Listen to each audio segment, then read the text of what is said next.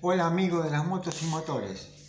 Bueno, este video va dirigido a una persona que, ay, no recuerdo ahora su nombre.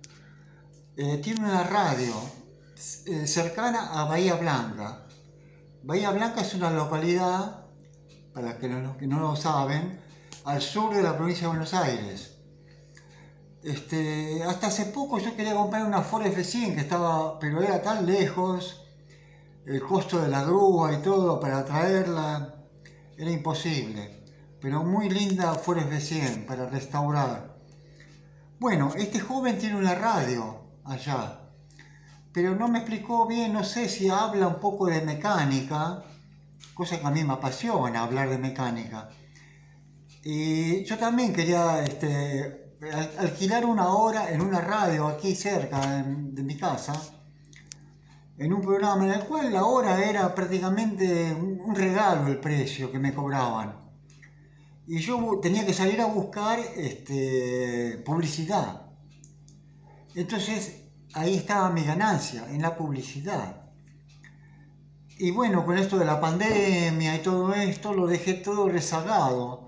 No llegué a concretarlo, esperando a que la situación mejore, porque los comerciantes, una casa de repuesto de motos que quiera dar publicidad, y con esto de la pandemia, ellos tienen pocas ganancias, y van a pagar una publicidad.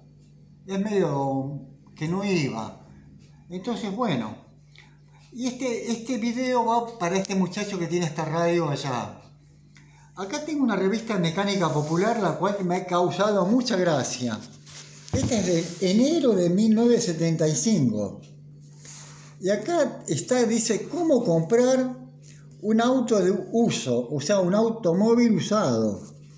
Y la verdad que me ha causado mucha gracia, porque en esto falló la revista.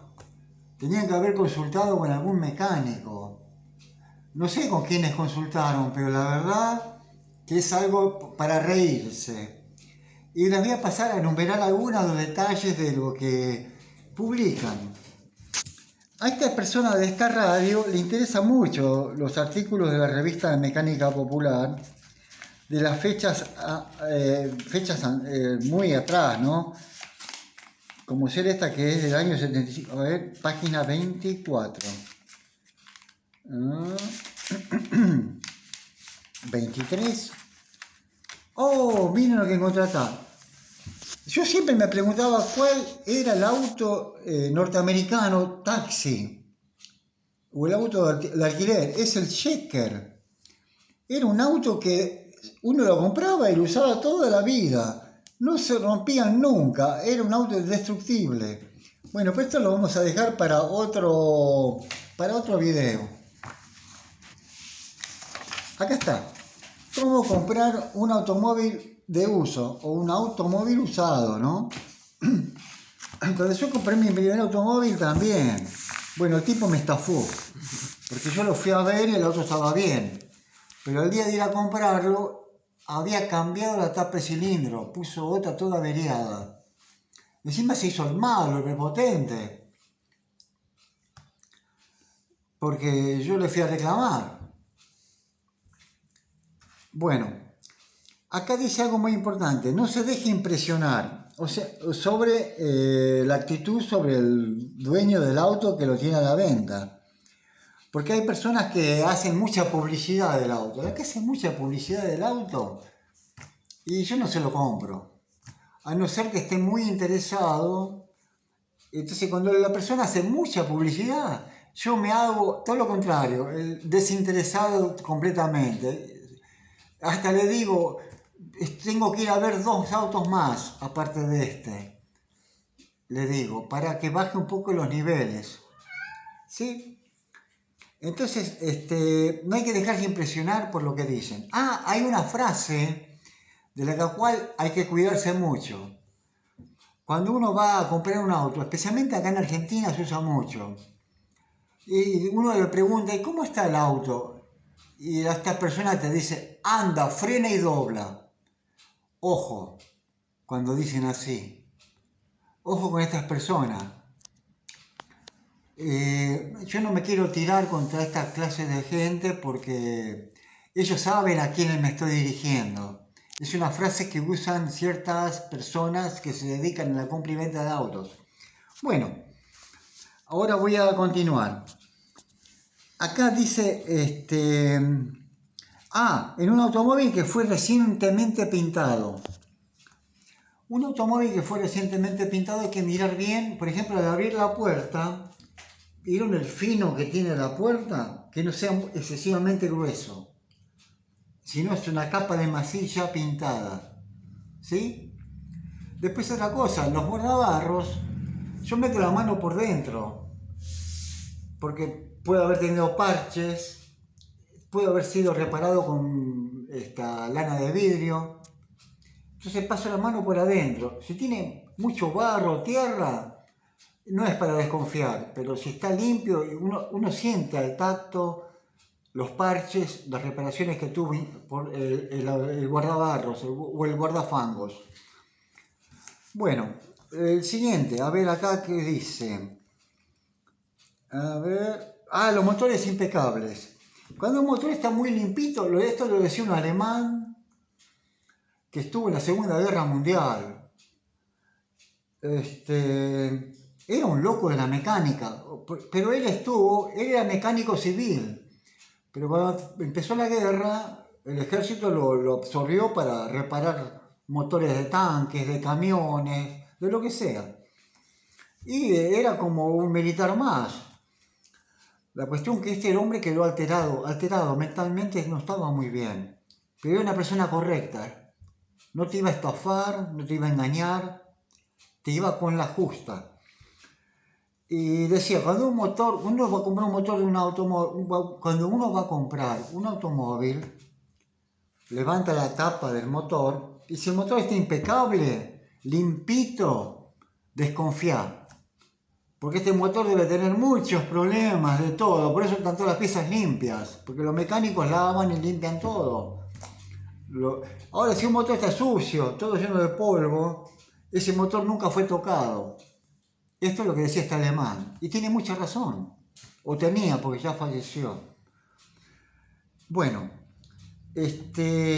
vamos a ir a lo siguiente. Acá el maletero es una caja de sorpresa, por el baúl, dice. Ay, digo, es una de las risas que me causó, que no le entre agua. Bueno, si le entra agua hay que cambiar el burlete. Que si el crick está oxidado, o sea, el crick para elevar el auto está oxidado. Si está oxidado es porque nunca se usó, ¿no? Bueno, acá dicen, bueno, es una risa. Y después otra cosa, acá dice, fíjese el estado de los neumáticos. Otra cosa, acá yo compraba autos también. Y hubo una época que los neumáticos eran baratos. Entonces yo iba y miraba los neumáticos, estaban lisos, desgastados. Pero yo me iba a un supermarket, los compraba con mi tarjeta, 3 pagos, 6 pagos, hasta 12 pagos fijos. Eran regalados los neumáticos. Pero hoy en día un neumático acá vale fortuna ahora. Entonces ahora sí hay que fijarse en los neumáticos porque están muy caros. Están casi, si tienes que comprar los 5 neumáticos, es lo mismo el valor del auto. Bueno, acá tengo, a ver, a mí me han llamado, 2 veces me vinieron a buscar a mí en total para ver un automóvil si estaba en buenas condiciones o no, personas que querían comprarlo. Entonces yo les dije, si yo me froto el ojo derecho, compralo. Si yo me froto el ojo izquierdo, me lo compres. Porque está el dueño ahí. No puedo decirle, no lo compres, que este auto está destruido, está mal. No, entonces disimuladamente uno hace así y esta persona captaba, no lo compres. Si yo hacía así, sí, compralo. Bueno, acá hay uno que dice, si llevas un mecánico amigo, quítale las bujías. Yo soy la persona que vendo el auto, no voy a permitir que venga alguien a ponerse a desarmar mi auto, a sacarle las bujías. A colocar el medidor de compresión. A tomar la lectura de la compresión. Sí, yo no lo dejo que haga eso. después dice, a mirar los frenos. Hay que sacar la rueda, la campana de freno y mirar la cinta de freno. No, digo, está loco. Revisa el tambor de freno si pierde líquido de freno, el líquido hidráulico. No. Después dice, mirar el radiador. Si las mangueras en el radiador están bien, las mangueras del radiador valen baratas. No voy a perderme de comprar un auto por culpa de las mangueras. Y todas estas consideraciones son muy determinantes a la compra del vehículo. No. ¿Y cómo determinar el precio? Acá voy yo. Esta parte me interesa más. ¿Cómo determinar el precio? Porque yo he comprado muchos autos y vendido. Los compraba, los restauraba y los vendía. Pongámosle, un auto vale 50.000 pesos, ¿no? 50.000 pesos, está ok. Pero yo sé que al mío hay que hacer la alineación, quizás cambiar una rótula o un extremo de dirección. Sé que hay que cambiarle 2 neumáticos. Entonces pido 40 en lugar de 50. O sea, bajé el precio para que el comprador lo haga, le quede el resto para hacerlo él. Y siempre había uno que venía y me dice, te ofrezco 20, por algo que valía 40. Y yo sutilmente decía, ay, disculpe, me arrepentí, no lo ven, no me lo voy a quedar. Y entraba adentro y cerraba la puerta y no la atendía más, ¿eh? Quedaba esa persona afuera en la calle así, completamente desorientada ante mi reacción. Bueno, había otra cosita más que quería decirle. Hay algunos que dicen, pero hay que hacerle tal cosa, hay que hacerle lo otro, hay que hacerle aquello. Señor, le digo, todo eso hay que hacerlo, yo lo sé mejor que usted porque yo soy el dueño. Por eso tiene este precio. O sea, ya entramos en la parte de negocio, ¿no? Hablar del tema monetario. Por eso, si el dueño está muy interesado en venderlo, hace mucha publicidad, ustedes demuéstrense desinteresados. Bueno, espero que les sirva esto para este muchacho de la radio. Otra cosita quería decirle. Nunca jamás nombra el tema, cómo saber si un auto está bien de aros o no. O sea, de cómo está de motor, de vida útil de motor. ¿Saben qué hago yo? Le digo al señor, y acá dicen que uno mismo se suba al auto y lo conduzca. Imposible. ¿Cómo voy a dejar que mi auto lo conduzca una persona que viene a comprarlo? Esta persona llega a chocar o tiene un accidente. El responsable es el que está al volante, no yo. Entonces yo no puedo permitir que otra persona desconocida conduzca mi automóvil. Porque en caso de accidente, ¿qué pasa? Yo veo muchos videos de Estados Unidos que le dan la llave, sí, manéjelo, se va el hombre solo a probarlo. Y si tiene un accidente, ¿quién es el responsable? El seguro no se va a hacer responsable porque no lo está conduciendo el dueño del auto, está conduciendo una persona desconocida. O sea, vamos a las leyes, a lo legal ahí ya. Entonces lo conduzco yo al automóvil.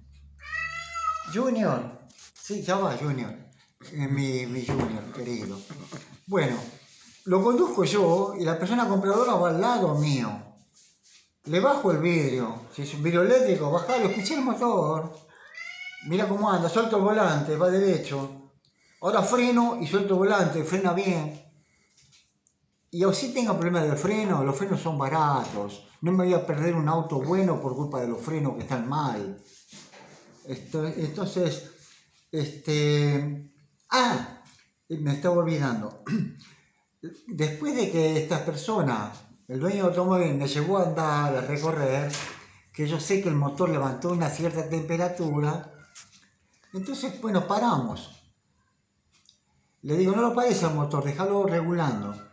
Abrimos el capot y retiro la tapa por donde se le agrega aceite al motor, así estando el motor en marcha. Y ahí me fijo el soplido que tiene de gases. Si es mucho, el motor está bajo, necesita rectificar ya. Si está en término medio, bueno, un cambio de aro le va a andar, pero voy a tener una vida útil poca. Y si no tira nada de gases, está bueno ese motor. Entonces pongo el tapón y le digo que apague el motor. Y una vez que apagó el motor, ¿saben qué hago? Retiro la varilla del aceite. Me mojo los dedos con el aceite y hago así. Si el aceite se corta enseguida, ese motor está bueno.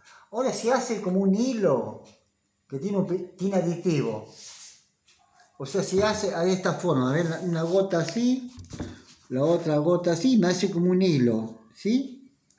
Esto tiene aditivo, este aceite. Para que tenga más compresión el motor, le han agregado máxima compresión. Es ¿cómo se dice? Un plástico en estado líquido, que hace que selle la junta de los aros, para que evitar perder la compresión, ¿sí? Bueno, voy a mandar unos saluditos de paso. A ver si me toma la cámara, porque no los quiero, nombrándolos a todos se me hace ya muy extenso, ¿sí? Y aquí, de otro lado, no tengo nada. Como ve la flecha, pero queda sin nada. Bueno, esto es todo por ahora. Y les digo que la verdad que me ha hecho reír esto, porque no han buscado una persona idónea en el tema. Bueno, muchas gracias y será hasta la próxima.